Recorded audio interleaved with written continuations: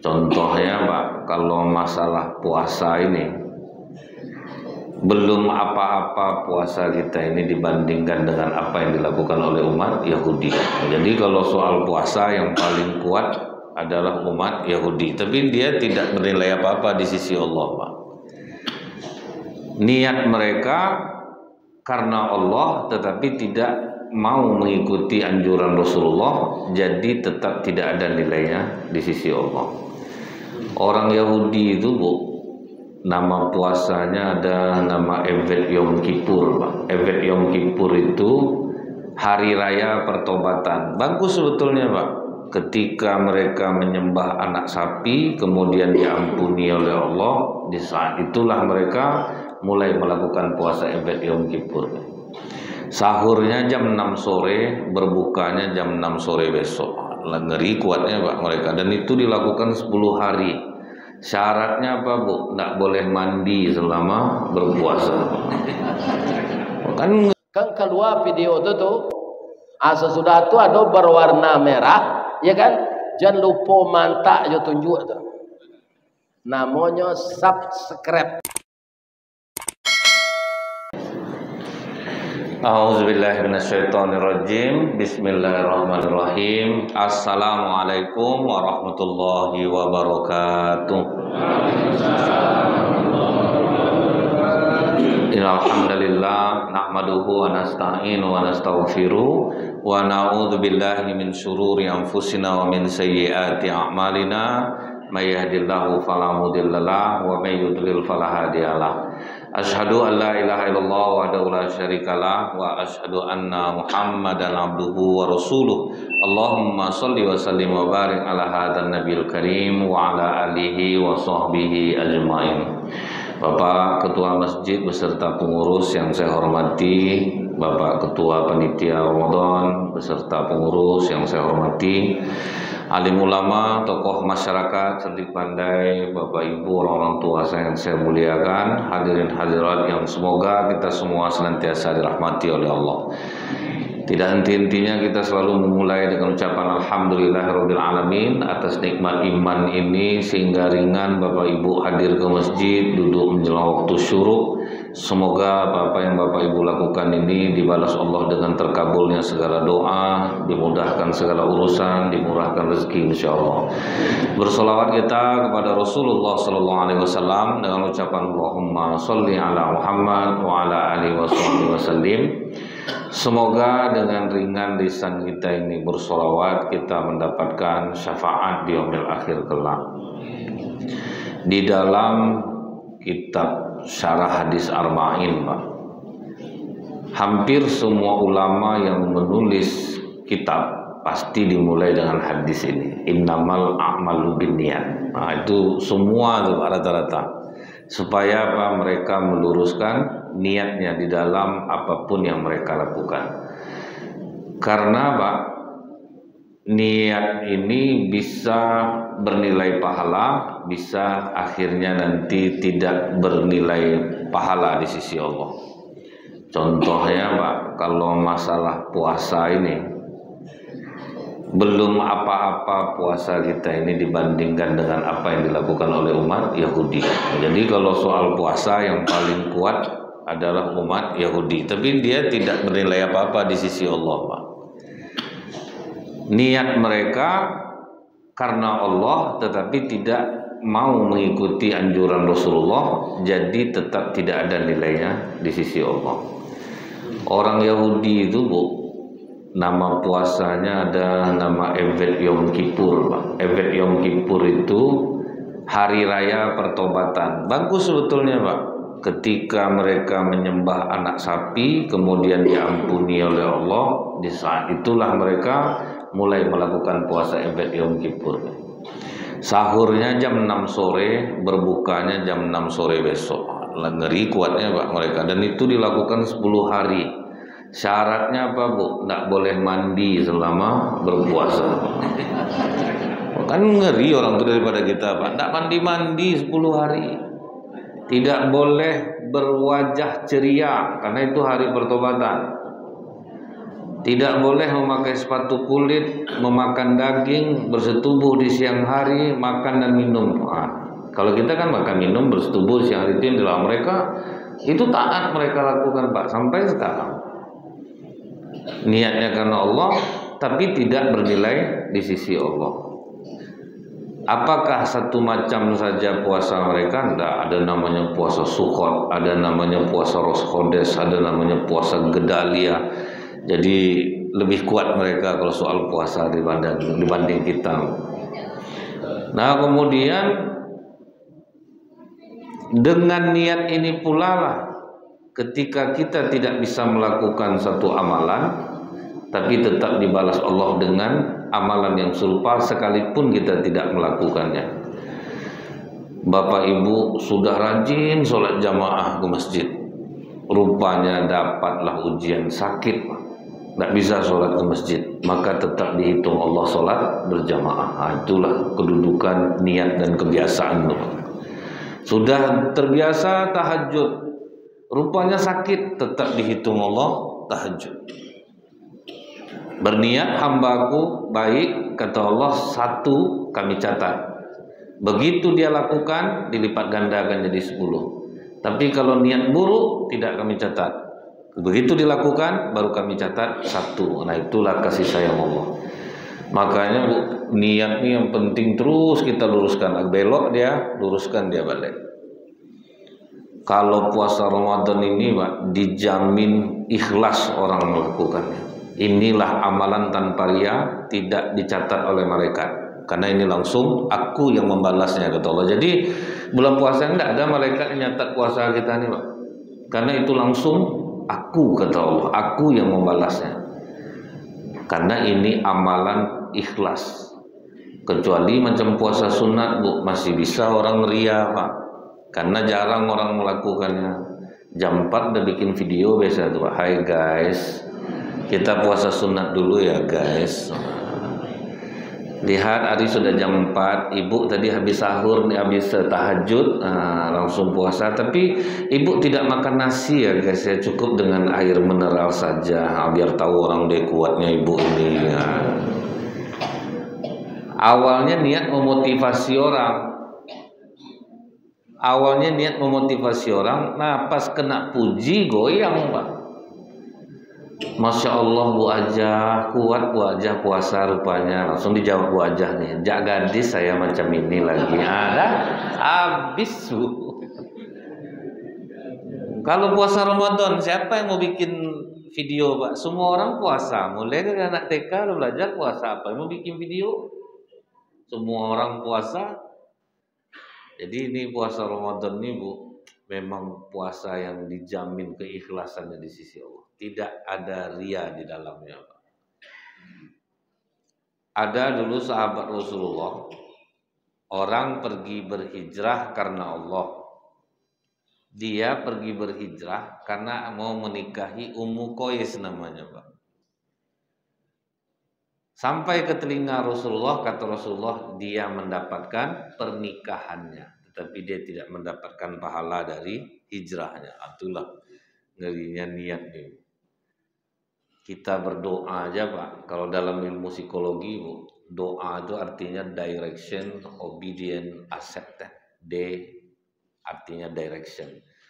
Kalau minta kepada Allah harus dengan niat yang jelas. Karena Allah tidak bisa ditipu. Misalnya Bapak berdoa, ya Allah, karuniakanlah hamba rezeki ya Allah. Kalau hamba kaya, hamba bantu pembangunan Masjid Muhajir ini sampai selesai ya Allah. Kan bagus niatnya itu Pak. Tapi Allah tahu. Antara pikiran dan hati kita ini ada namanya particular activating system. Jika berbenturan yang diminta kepala dan hati, tetap hati yang dikabulkan Allah. Allah tahu nih kalau kaya nih dia mau beli mobil nih. Nggak ada ini dia bohong, dia mau membangun masjid. Allah tuh tahu Pak. Makanya tidak dikabulkan Allah. Padahal niat saya bagus Ustaz, berdoa. Allah tidak bisa ditipu Pak. Jadi kalau ada Bapak Ibu yang minta kaya sekarang ini, tidak juga dikaya-kayakan oleh Allah, bukan karena Allah benci. Mungkin pada masa bapak ibu tidak cocok menurut Allah. Di masa anak nanti baru dikabulkan oleh Allah. Karena tidak ada doa yang tidak dikabulkan Allah, Pak. Tapi di bapak enggak, di anak besok dikasih. Makanya ada orang tua di masa tuanya itu enak, Pak. Jalan ke sana dibawa anaknya, jalan ke sini ya. Di masa anaknya dikasih Allah. Waktu masa bapak enggak, karena Allah tahu nampak gejalamu begini bapak di balik ini minta kaya. Maka enggak dikasih sama Allah, Pak. Allah tahu Bu, ibu berdoa minta rezeki itu mau dikemanakan. Dia udah nampak gejala orang mau mewujudkan niatnya itu Pak, sebelum terkabul doanya, itu udah biasa dia lakukan Bu. Nah di situ Allah nanti menilai, ini betul nih. Itu yang dibilang orang, jangan nunggu kaya baru sedekah, tapi bersedekahlah kau akan kaya. Jadi jangan dulu kalau aku nanti kaya aku menyumbang, nggak ada. Tapi dampak dulu Bu sebelum itu. Ini cobalah Pak, ngajak orang makan udah mau puasa, baru banyak ngajak orang makan. Cuma hari biasa besok kalau ada yang ngajak makan. Sudah tuh ndak ikhlas lah ngajak orang makan, disuruhnya lah ustaz tuh berdoa banyak lah untuk almarhumnya Pak, semua khususon ala hadzi, banyak lah udahlah. Lauknya telur rebus dibelah dua kasih kacang. Ikan teri kecil-kecil tuh pakai petai. Udah tuh adalah gulai ayam potong kecil-kecil tuh, sekali gigit jumpa tulang langsung Pak. Awak disuruhnya mendoakan dia murah rezeki, naik rumah baru. Tidak ada orang yang ikhlas berdoa Bu. Tangan orang dilutut semuanya. Amin, amin. Kadang sambil ngomong lah, nyesal lah kita kemari Bang. Aku kalau tahu nih lauk di rumah enak lagi. Tapi coba Bu, aku ngajak orang sekali setahun makan cuma. Tidak terbeli gulai kambing, tidak terbeli udang galah, kepiting saus tiram, cumi. Wah, bapak ibu perhatikan tangan orang berdoa itu di atas semua. Amin ya Allah. Ditengok juga udang galah tuh. Amin. Jadi ikhlas orang berdoa. Jadi sebelum niat kita tuh Bu ya, kita wujudkan sebelum doa terkabul Pak. Udah nampak gejala pemberi itu. Bapak Ibu perhatikan di sini, siapapun yang menjadi donatur di masjid kita ini, coba lihat mereka, rata-rata pemberi, Pak. Tidak ada takut-takutnya. Mereka menyumbang, dapat mereka keajaiban. Jadi ini wajar dikasih kaya. Kalau yang ini jangan dulu nih. Sedangkan ada lauk aja di masjid dibawa tupperware dari rumah. Udahlah tidak nyumbang. Ada di sini Pak. Saya dari ketawa Bapak. Maaf ya Bu ya. Saya betul-betul saya tidak tahu karena ada beberapa masjid kejadian macam itu. Gulai kambingnya dijaga Pak. Saya tanya apa dijaga Bu? Bawa tupperware ibu-ibu nih Ustaz. Disalinnya lauknya. Cuma kalau ada berubah lah tuh Bu. Itu yang membuat hidup kita tuh susah Bu. Orang kaya tuh Pak, dia memberi Bu, tak mau dia. Itu makanya kalau Bapak Ibu perhatikan lah, orang-orang kaya di masjid kita ini, mereka memberi, tak mau menerima. Ibu-ibu yang kaya itu tak mau dia Bu. Ini bagaimana kita hidup tak miskin terus saja Pak. Yang namanya orang miskin itu kan menerima Pak. Dia menerima. Jadi makanya kadang ada yang gratisan tuh, itulah. Macam misalnya masjid kita nih ada program buka bersama. Rata-rata tuh Pak ya akhirnya hidupnya di luar Ramadan hancur semuanya. Kenapa? Dia niatnya berbuka di masjid itu menghemat pengeluaran Pak. Dibawanya istrinya, anak 5 orang berbuka kita di masjid. Di masjid ada terus bukan. Memang hemat bentuknya. Di luar Ramadan Allah tarik semuanya. Karena udah tidak benar seperti itu. Kita mampu. Sebetulnya program panitia Ramadan itu udah bagus Pak. Ada takjil di masjid. Kadang ada orang tidak sempat dia pulang Pak. Singgah dia kemari. Dapat dia ada makanan, ada minum. Diumumkan untuk orang yang lewat, yang ngabiskan masyarakat tempatan Pak. Itu yang banyak terjadi. Apa tidak berdosa Bu? Sudah tuh mereka makan sampai bodoh lah tuh Pak. Tidak ada yang sholat maghrib dia makan sampai bodoh tuh tuh Ibu kan. Bakwan 2, risoles 1, itu menung aja lagi Pak. Disapa nak berbunyi lagi Ibu. Itu yang mau sholat tuh. Jadi Allah tahu niat nih Pak. Saya perhatikan Allah ini tidak mungkin menganiaya hambanya. Tapi mengapa dia ada orang miskin ini, Bu, dia berkecukupan. Memang dia memilih hidup seperti itu. Itu beda, Pak. Makanya orang miskin dalam Islam itu, Ibu, dia kekurangan tapi tidak pernah meminta-minta. Nah, itu yang miskin. Jadi dia walaupun ada perbukaan di masjid, tidak mau dia, Pak. Dia tidak mau mengambil kesempatan itu. Makanya dari orang miskin itu susah sekarang. Mereka itu punya harga diri. Jadi ini jangan diambil mau ikut kurban. Bapak tuh ikut kurban, dapat kupon kurban satu, dapat kupon panitia, istri panitia, anak panitia semua. Untuk dia aja daging tuh lagi, Pak. Balik modal dia asal kurban tuh. Jadi ini ya, Bu ya. Apa kata Rasulullah? Besok di akhirat ada orang yang melakukan amalan-amalan besar selama di dunia, tapi akhirnya dia masuk neraka. Yang pertama kata Rasulullah, orang yang berjihad di jalan Allah. Dipanggil oleh Allah, ini surga untukmu. Dengan amal apa kau mendapatkan surga ini? Kami berjuang di jalanmu dengan jiwa dan raga kami, ya Allah. Agar tingginya Islam ini, kata Allah, bohong. Kalian melakukan itu agar kalian dikatakan pejuang-pejuang yang tangguh, dan kalian sudah mendapatkan pujian itu di dunia. Silahkan masuk ke dalam neraka.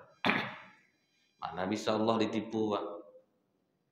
Tahu Ibu yang kejadian seperti ini di sahabat Rasulullah? Siapa? Namanya Qotsman. Qotsman itu meninggal di perang Uhud. Apa kata sahabat? Sungguh beruntung Qotsman mati syahid. Kata Rasulullah, Qotsman di neraka. Kaget sahabat. Kenapa begitu ya Rasulullah? Niat dia berjuang bukan untuk meninggikan Islam, tapi untuk membela kaumnya. Nah, jadi dia ikut Uhud tuh, Pak, bukan untuk meninggikan kalimat Allah. Dan itu terucap sama Qotsman. Yang kedua, dia waktu ditusuk musuh tuh tidak mati, Pak. Cuman supaya dia ingin dipuji mati syahid, ditambahnya tekanannya. Akhirnya matinya bunuh diri, Pak. Jadi Allah tidak bisa ditipu, Pak, niat kita. Makanya luruskan niat, berubah dia luruskan terus.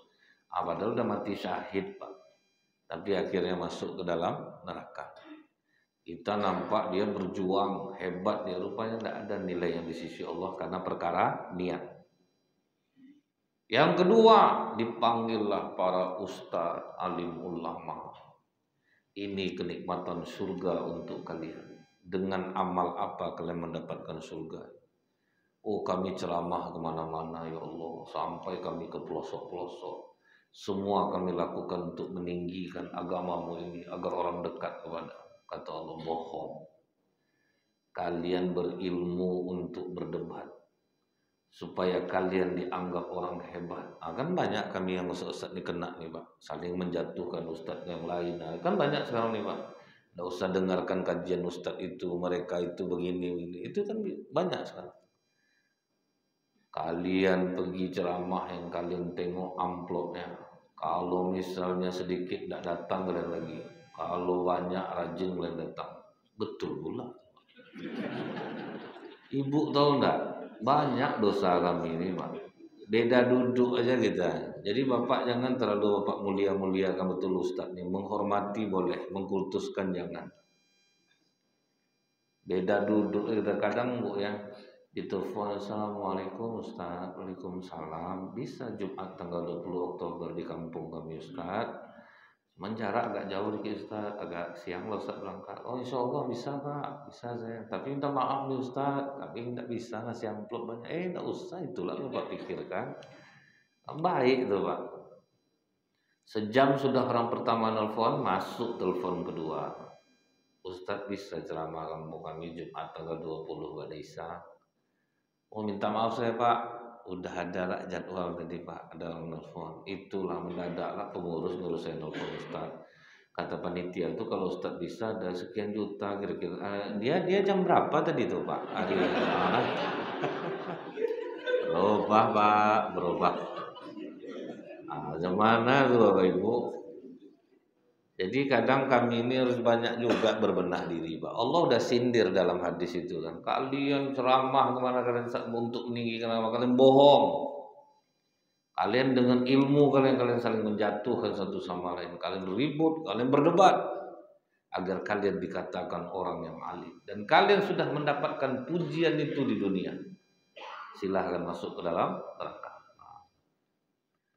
Jadi butuh kami ini Bu didoakan. Nah, jadi doa jamaah nih Pak kadang-kadang lebih makbul daripada kami yang ustaz-ustaz nih Pak.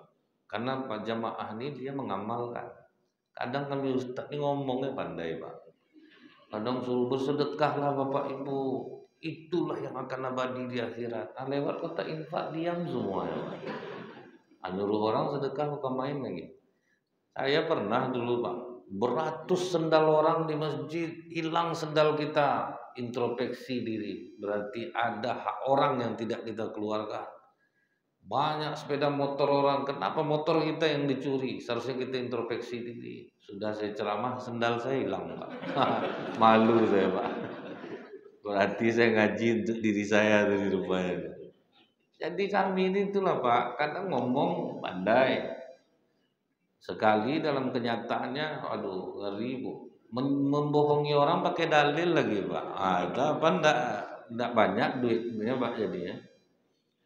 Ustadz nyuruh orang bersabarlah Bapak Ibu. Jangan pernah kita mengeluh. Yang ngomong pakai Pajero Sport, pakai mobil mewah Pak Ustadznya Pak. Kan tentu dia enak ngomong itu. Coba ada di posisi orang itu gitu Pak. Jadi kadang kami itu banyak juga kadang harus butuh menengok komentar orang Pak, baik di media sosial. Jadi kadang dihina orang itu bagus jadinya Pak. Oh iya berarti betul nih, ini hinaan dia betul, ini harus berubah nih. Enggak pula janganlah tinggi hati dia. Kadang kami ustaz nih Bu, enggak dapat parkirnya, enggak mau dia ceramah Pak. Dia harus ada tulisan VVIP itu parkir ustaz baru kan tinggi hati ya Pak itu. Nah itu ya Bu ya. Yang ketiga orang dermawan. Diperlihatkan pahala dia oleh Allah. Ini kenikmatan surga untukmu. Dengan amal apa kau mendapatkan surga ini? Oh kami waktu di dunia rajin menyumbang, rajin berderma. Tidak pernah kami lewatkan segala macam amal kebaikan yang membutuhkan harta. Kami sedekah. Dan kami ikhlas melakukannya. Kata Allah, bohong. Kalian banyak menyumbang supaya dipuji orang. Supaya diumumkan orang nama kalian. Dan kalian sudah mendapatkan pujian itu di dunia. Silahkan masuk ke dalam neraka. Sia-sia Pak nyumbang ini. Karena Bu, untuk ikhlas itu berat. Makanya dalam surat Al-Ikhlas tidak ada kalimat ikhlas. Saking tersembunyinya keikhlasan itu. Kadang kita ini ada kenaknya Bu. Berawal dari suka memamerkan amalan. Mau sholat tahajud disuruh dibangunkannya anaknya, Pak Dedek bangun sayang videoin mama mau tahajud. Jadi orang peninggi itu udah nampak gejalanya. Dia beda Pak. Ada orang dia nampakkan amalnya, dia pamerkan amalnya, tapi kita tahu dia ikhlas. Tahu kita Pak. Tapi ada orang yang memamerkan amalnya memang ingin ria. Memang ingin dipuji, itu kelihatan tuh. Tahajud dibangunkannya anak di video, nampak goyang-goyang video tuh Bu. Anak tuh ngantuk mungkin Pak kan. Nah, itu langsung diposting. Dia harus tengah malam tuh diposting. Kalau kan enggak tahu orang itu sholat tahajud Pak. Memang nampak gejala dia tuh suka memamerkan amalannya. Misalnya ditanya orang, macam mana ya Bu ya untuk memurahkan rezeki itu makanya rajin kita sholat duha, baca ayat ini ayat. Nah itu udah nampak tuh gejala-gejala dia meninggi bahwa amalnya itu bagus, amalnya itu baik. Orang udah jelas lapar, udah 2 hari ini saya tidak makan Bu aja, bawa sholat duha. Orang lapar disuruh sholat duha Pak. Kasih dia makan baru suruh sholat duha. Awalnya suka memamerkan amal, pokoknya nampaklah gejala dia suka ngambil peran lah kalau cerita tuh amalnya ini.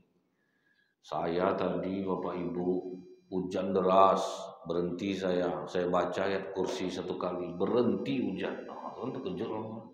Tapi memang orang tidak sembarangan yang bisa macam itu. Bapak Ibu kan tahu amalan saya. Saya itu ada story WA saya nampak kemarin kan. Itu jam 3 tuh. Itu zikir saya itu jam 3.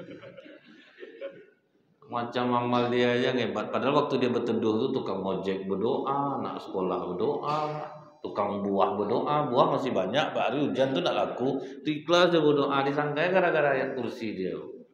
Ini masih banyak nih Pak yang merasa amalan dia itu tinggi Pak. Orang yang amalnya tinggi itu justru kadang takut untuk dikenali orang lain.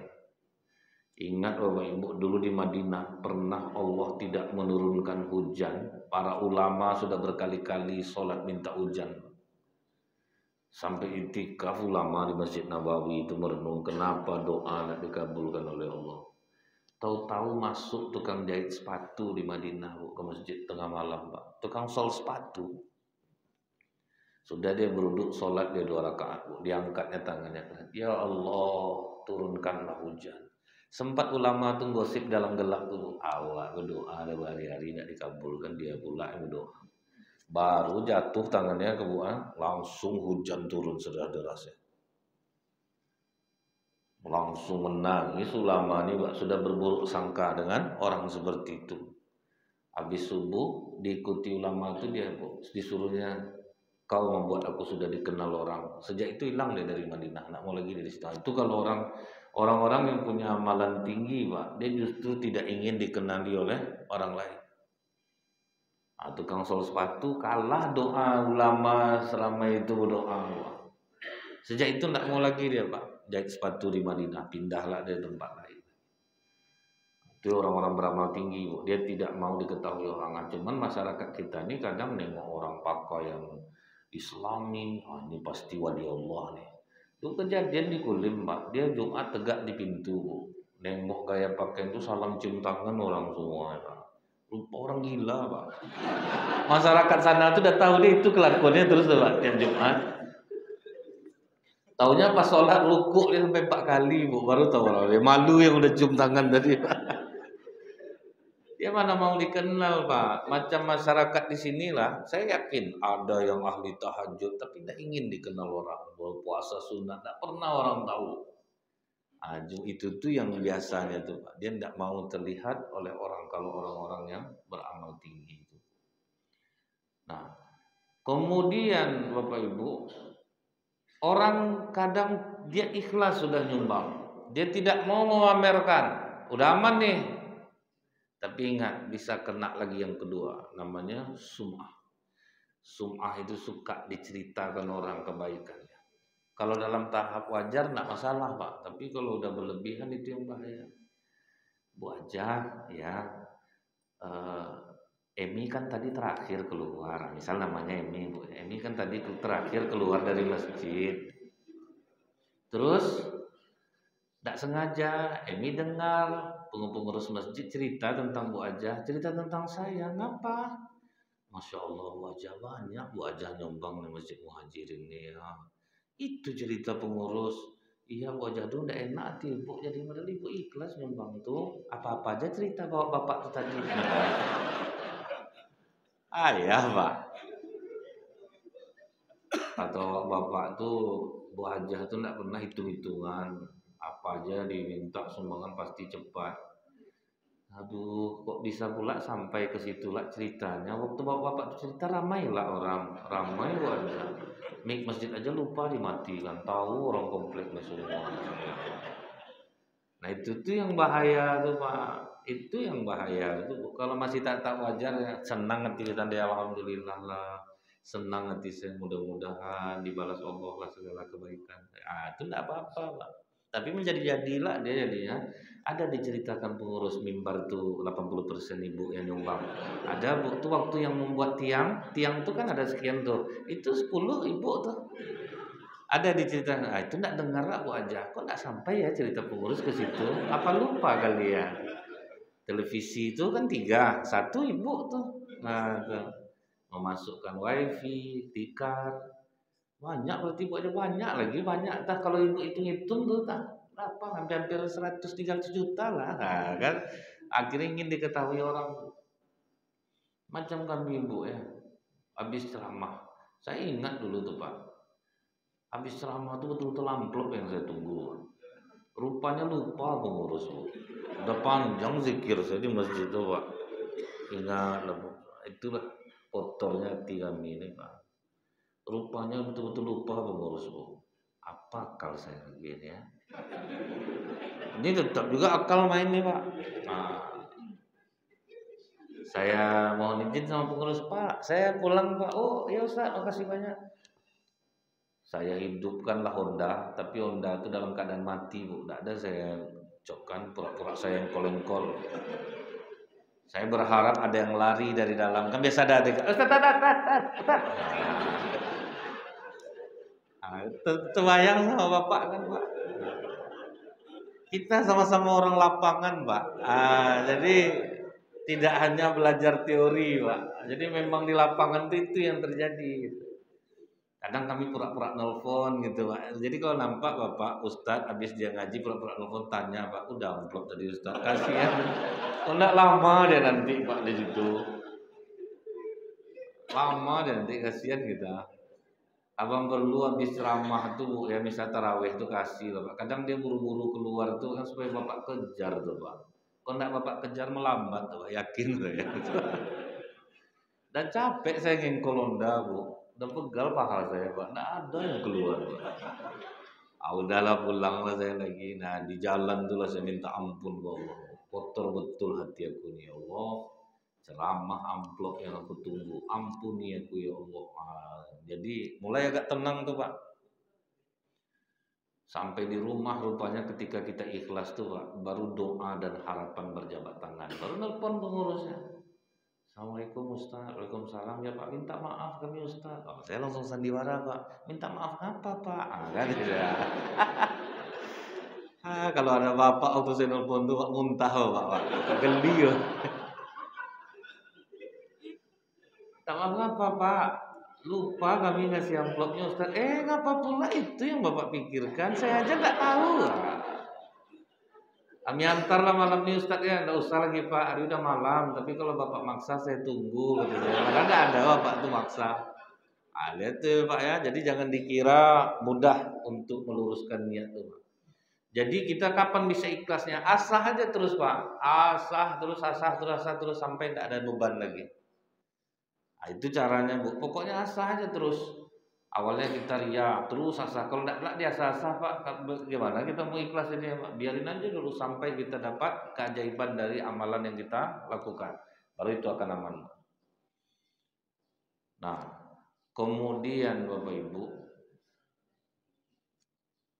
ada ketika perang Tabuk, kata Rasulullah, ada orang-orang yang tinggal di Madinah tidak ikut bersama kita, tapi mereka menyertai kita ketika menuruni lembah, ketika kita berperang. Siapa itu Rasulullah? Orang-orang yang tidak bisa ikut karena uzur, padahal niatnya sangat ingin pergi. Niat aja Pak.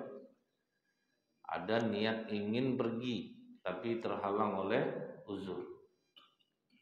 Makanya Bapak tengoklah kalau ada orang safari-safari dakwah pasti yang kami minta niat dari Bapak. Berapa Bapak nyumbang? Kan gitu Pak ya. Tidak perlu dibayar sekarang, pas ada duit baru bayar. Kalimat itu sering tidak Bapak dengar. Penting Bapak niat dulu.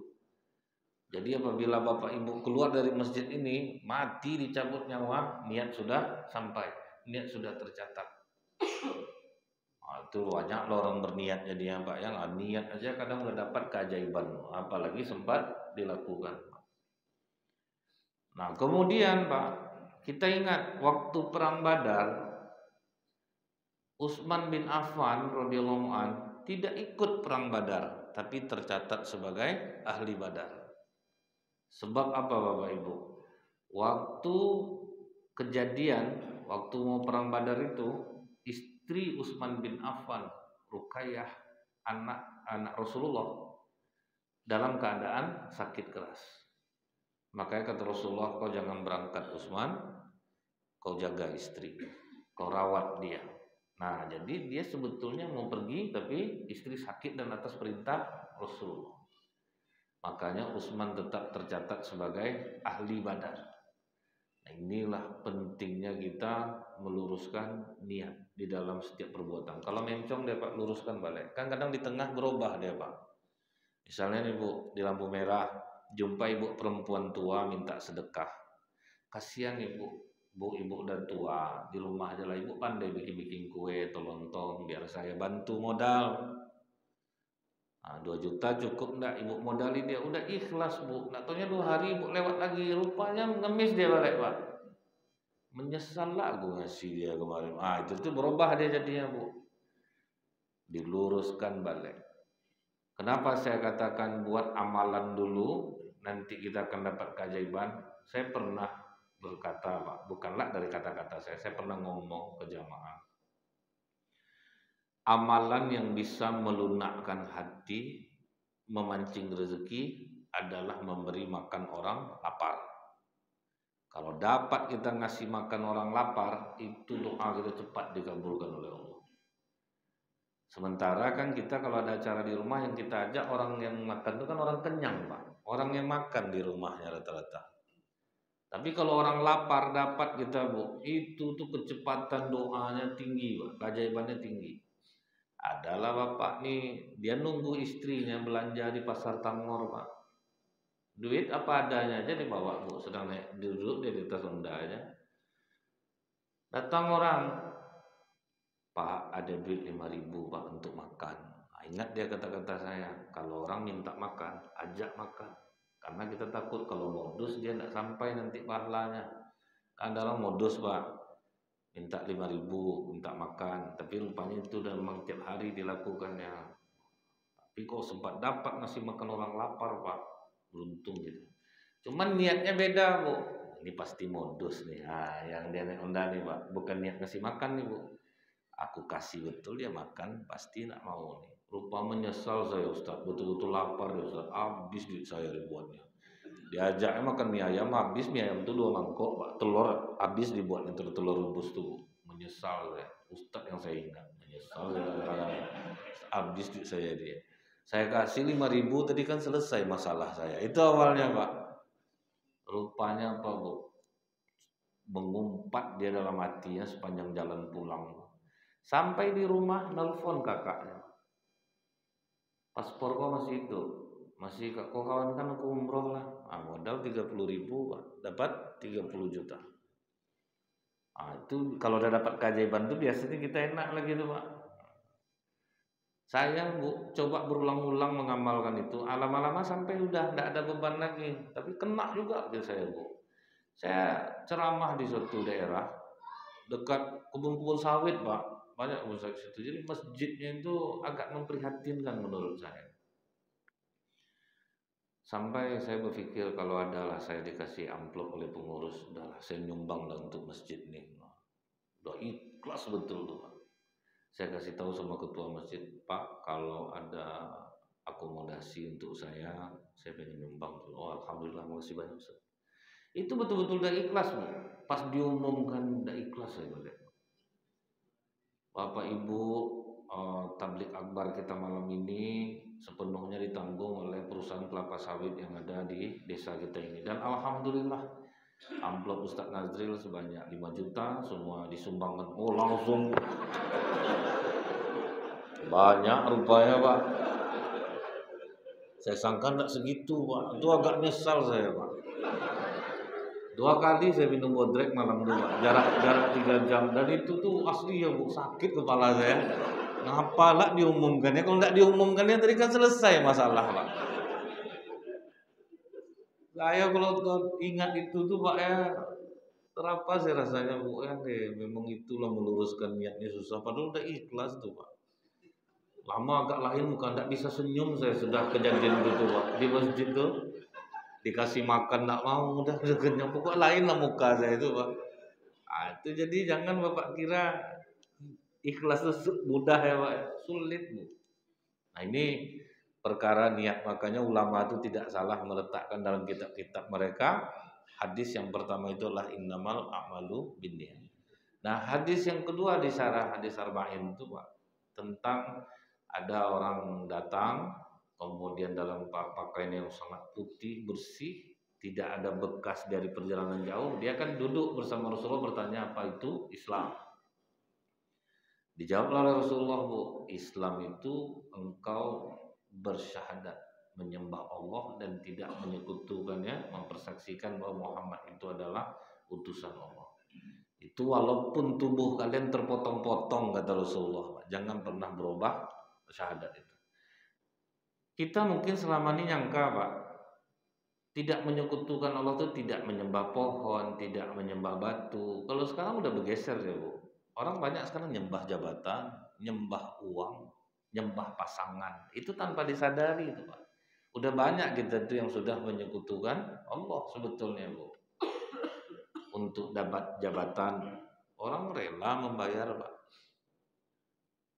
Jangankan untuk jabatan tinggi besar, wali kota, bupati, gubernur, untuk jadi RT RW aja berebut orang sekarang.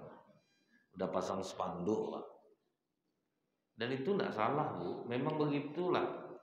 Padahal gaji sekali 3 bulan tuh, Pak. Potong pajak lah tuh. Sampai enggak bertegur sapa warga kadang-kadang dibuat. Tapi jangan salah, saya udah pernah mengalaminya, Bu. Itu jabatan RW cuma, Pak, di Kelurahan Kota Tinggi, dekat Mall Pekanbaru itu saya RW-nya dulu, Bu. Awalnya biasa aja rasanya, Pak. Cuman setelah jabatan mau habis itu tuh, Ibu, terbayang saya. Mall tuh kan tiap tahun ngasih saya minuman kaleng, Pak, tiap mau masuk lebaran, Pak. Terbayang. Ya nggak ada minuman kaleng besok lagi. Mulai sayang dengan jabatan nih, Pak. Ibu kalikan aja lah, Bu, berapa warga mall tuh, Pak. Ngasih minuman kaleng ada 2, tinggi minuman kaleng itu di rumah lo, Pak. Itu dibagi-bagi, memang dibagi-bagi balik, Bu, ya. Cuman mulai sayang saya sama jabatan tuh. Terus kadang ada orang ngurus-ngurus toko-toko, itu kan amplopnya enggak 50, Pak, 500 atau ini ada sedikit Pak, Pak, usah Pak. Apa nih Pak? Kan harus macam-macam terkejut kita dulu, Pak, tutorial menerima itu. Jangan ambil langsung. Harus ada tutorial menolak. Tapi itu hanya beberapa detik. Enggak boleh lama, Bu. Lewat 5 detik tarik orang balik, Pak. Jadi ada tutorial nerimanya tuh. Ada sedikit nih PLB, apa nih Pak? Aduh, enggak enak, saya cepat Pak, harus lapis langsung. Mulailah saya sayang dengan jabatan itu. Awalnya saya didudukkan masyarakat, yang kedua saya mulai berharap. Itu Pak. Jadi terasa, Bu, itu jabatan RW baru tuh. Pas pemilihan kedua, menang telak saya, Pak. Ada yang ngalahkan saya, pokoknya suara saya paling tinggi. Di saat itulah saya mundur. Karena saya sudah tahu hati saya sudah tidak bagus lagi nih, Pak. Jadi kalaupun saya berbuat untuk masyarakat waktu itu niatnya supaya orang sayang sama saya aja supaya saya dipilih lagi, pasti itu jadinya. Lebih baik mundur. Apalagi macam jabatan wali kota, bupati, gubernur, ngeri, Pak. Jadi makanya, Bu, ya, orang banyak sekarang sebetulnya sampai ada ibu-ibu mengatakan, suami saya bisa duduk di jabatan itu, Ustaz, tapi bayar 200 juta. Sampai mau gara-gara menyembah jabatan itu orang membayar. Saya bilang ke ibu tuh, pesan sama suami ibu, perdalam pengetahuannya, jadi ahli dia dalam satu bidang, dia tidak akan butuh uang untuk duduk di suatu jabatan. Bapak Ibu kira semua pejabat di Pekanbaru itu berbayar tuh, Pak? Banyak yang enggak, Pak. Mereka ahli dalam bidangnya, Bu. Sehingga diminta, ditarik gitu, Pak. Tanpa harus membayar. Pokoknya pesankan ke anak Bapak Ibu, kau apa bidang kau nak, matangkan kau di bidang itu, jangan kau pindah-pindah di bidang lain. Kau akan jadi ahli, kau akan dicari orang. Itu udah pasti itu, Pak. Akhirnya kalau kita enggak ahli di bidang itu, tapi ingin dapat duitnya aja, Pak, membayar jadinya. Saya bilang sama ibu tuh, Bu, ahli suami ibu akan diminta, enggak bisa gitu Ustaz, ada masanya sekarang orang di Pekanbaru ini duduk berdasarkan perda katanya. Perda itu apa? Pertalian darah katanya, Pak. Adalah istilah itu, Pak. Jadi saya harus membayar baru bisa duduk suami saya, karena nama suami saya nama Jawa katanya, susah untuk duduk. Padahal saya rasa enggak juga, itu tuh hanya oknum, Pak. Itu banyak pejabat yang baik, enggak harus pakai itu tuh didudukkannya orang. Dan saya tahu orang-orangnya, Pak. Dan kedudukannya besar-besar, Bu. dan mereka tidak ada yang membayar. Mereka karena ahli diminta ke Pekanbaru, ada yang dari Batam ditarik, ada yang dari Dumai ditarik. Kalau ahli itu tuh enaknya pasti dibutuhkan orang. Dia bayar Pak 200 juta, duduklah suaminya di jabatan itu. Nah, akhirnya apa akibatnya Bu? Suaminya tidak siap dengan uang banyak, dengan jabatan tinggi. Dalam 10 hari Ustadz, kadang 3 hari dia di rumah Ustadz. Dia bilang dia dinas. Lupa bercewek deh Ustadz. Nah, suami tidak siap. Saya itu udah curiga Ustadz, suami saya ini udah jelas pegawai negeri, kok sering Kapolres nelpon dia, itu aja udah lain rasa hati saya Ustadz. Ketahuannya pas dia mandi, nelpon Kapolres nih, saya angkat, cewek rupanya Ustadz. Ditukarnya nama cewek itu Kapolres Pak, supaya tidak curiga istrinya. Langsung saya rendam HP suami saya dalam gelas kopi. Pas dia habis mandi tanya mana HP abang, tuh sedang minum kopi sama Kapolres. Baru sejak itu ribut lah kami Ustaz. Ribut Pak, berkelahi. Nah, itu akibat menyembah jabatan. Uang itu banyak orang nyembah uang. Saya Bu dari bulan Oktober 2023 kemarin banyak anggota dewan yang di PHP oleh jamaah gara-gara duit Pak. Anggota dewan tuh ngasih itu tulus-tulus saja saya rasa Pak. Saya itu kan ada masuk ceramah itu Bu 2 kali dalam 1 bulan di masjid yang sama, Majelis Taklim Ibu-ibu Pak. Jadi bulan November itu adalah anggota dewan yang datang ibu-ibu ketuanya Ustadz nanti ada kita ada ibu anggota dewan dia mau menyampaikan apa. Oh enggak apa-apa Bu silakan. Kalau enggak disampaikannya pula mana orang kenal sama dia Pak. Dan saya suka Bu. Kalau ada orang yang mau ngambil waktu saya untuk ceramah, enggak ada masalah sama saya Pak. Amplop sama Pak. Jadi agak terbantu juga saya jadi ya. Kadang ceramah 10 menit tinggal lagi Pak kan. Saya pernah Bu tabligh akbar di Bangkinang. Forsimat namanya Bu. Forsimat itu seluruh ibu-ibu pengajian di Bangkinang. Kata sambutannya Bu menyambut-nyambut Pak. Bapak ini, bapak itu, bapak ini, bapak tinggallah 7 menit menjelang asar lagi saya ceramah. Senang saya Pak. Sudah tuh pengurusnya kena amuk sama ibu-ibu tuh. Tentu ya 7 menit lagi ceramah Pak kan. Habis kena amuk itulah menyambut. Banyak petanding pidato bapak tuh dari bapak ini tanding pidato lah dia. Senang lah saya Bu 7 menit Pak, lumayan amplopnya Bu. Saya kalau bisa ada macam itu terus tuh. Makin banyak kata sambutan makin enak Pak. Apa kata ibu anggota dewan ini? Ibu-ibu, saya insya Allah akan maju tahun depan. Saya minta dukungannya nih ibu-ibu. Kebetulan saya dari kecamatan di sini. Tapi saya mengumpulkan ibu-ibu nih, tentu saya ada kenang-kenangan ya buat ibu-ibu. Saya ada bawa sembako 5 kg beras, 2 kilo gula, ada minyak juga, ada telur, ada Indomie. Namanya udah dicatat ya Bu Emma ya. Nah, itu kan koordinatornya Bu Emma namanya Pak. Udah ya Bu Emma. Udah. Dedi tolong diambil ya, keluarin dari mobil ibu. Ada mas sopirnya Dedi Pak, suruh keluarin sembako tuh kan. Hafal saya Bu pokoknya. Habis itu sedikah ibu-ibu mendukung saya? Iya Bu, kami pokoknya milih ibu. Ajarkanlah kami Bu cara mencoblosnya. Saya kan duduk di depan, saya pandang wajah ibu-ibu. Nampak tulus-tulus tuh Pak. Diajarkan ibu nih lah cara mencoblos, cara apa. Nah, Rabu ketiga kan saya masuk lagi Pak. Ada lagi anggota dewan yang lain Bu. Ibu-ibu udah punya seragam? Belum Bu, itu udah saya sediakan kain. Bu Rita udah dicatat ya Bu Rita. Ini famili Bu Rita. Ngangguk lah Bu Rita tuh udah. Saya catat semuanya. Nanti itu dijahit Bu. Nanti tukang jahitnya datang ke sini Bu, kumpul di rumah Bu Rita. Nanti dijahit. Nanti saya yang bayarin. Oh iya Bu ya. Selain itu saya juga bawa sembako nih buat ibu-ibu. Minta maaf nih Bu, mungkin nggak seberapa lah. Ada beras, gula, susu, Indomie, telur. Silahkan nanti diambil. Itu udah tadi sudah saya turunkan, itu silakan nanti diambil. Dan mohon maaf Ibu, saya ada sedikit uang buat ibu-ibu. satu orang 200.000, mohon diterima ya ibu-ibu ya.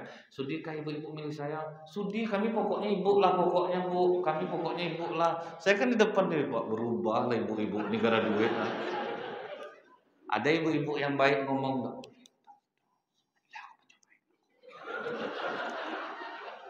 kasih 200, woy. Berubah Pak, itulah duit bisa merubah tauhid itu. Rasulullah sudah lama menyampaikan ini Pak. Ada seorang pemuda yang bertauhid kepada Allah. Ketika ada pohon di desanya yang disembah orang, dia bawa kapak, dia mau menebang pohon itu, dihadang dia oleh iblis yang berwujud manusia. Mau kemana kau? Aku mau menebang pohon itu, karena ini perbuatan syirik. Jangan coba kau tebang pohon itu. Aku hajar kau, kata iblis. Langsung ditamparnya iblis itu Pak. Tersungkur iblis itu langsung. Ampun, kata iblisnya, jangan kau pukul aku janji setiap kau bangun tidur di pagi hari kau akan menemukan satu koin emas. Kena itu tuh tidak jadi nembang. Begitu dia bangun dapat koin emas. Hari kedua dia bangun dapat koin emas. Hari ketiga dia bangun tidak ada lagi koin emas. Langsung dia bawa kapak. Kau tidak tepat janji, aku tebang pohon itu. Langsunglah dia ditampar oleh iblisnya. Dialah yang terkapar Pak. Kenapa kau begitu kuat? Waktu kau datang pertama mau menebang pohon itu, niat kau murni karena Allah. Jangankan aku, langit dan bumi pun tidak akan mampu menghalangi. Tapi sekarang kau datang karena kau tidak menemukan koin lagi di bawah bantal. Jadi duit ini bisa melemahkan kita Pak. Jadi niat kita yang tulus tadi Bu, kena duit itu bisa gugur ya. Ada ibu-ibu dari jam 4 sore dia telepon suaminya, sampai jam 2 malam tidak diangkat baru suaminya pulang. Ngamuk istrinya, Pak, kurang ajar kau ya. Aku nak mau manggil kau abang lagi, aku panggil kau aja. Tidak kau hargai aku sebagai istri. Dari sore aku telepon tidak kau angkat. Tidak kau hargai aku. Aku telepon kau reject. Aku call tidak kau terima. Suami macam apa kau ingat umur kau tuh, kau tidak berubah-ubah juga. Langsung dikeluarkan suaminya dompet Pak. Minta maaf deh, tadi di kantor ada rapat. Ini ada sekian deh. Cemas aja Bang, paling tidak kan bisa telepon, bisa berubah Pak. Dari setinggi-tinggi itu sampai turun. Baik Pak, udah masuk untuk suruh subhanakallahumma bihamdika asyhadu an la ilaha illa anta astaghfiruka wa atubu ilaik. Assalamualaikum warahmatullahi wabarakatuh.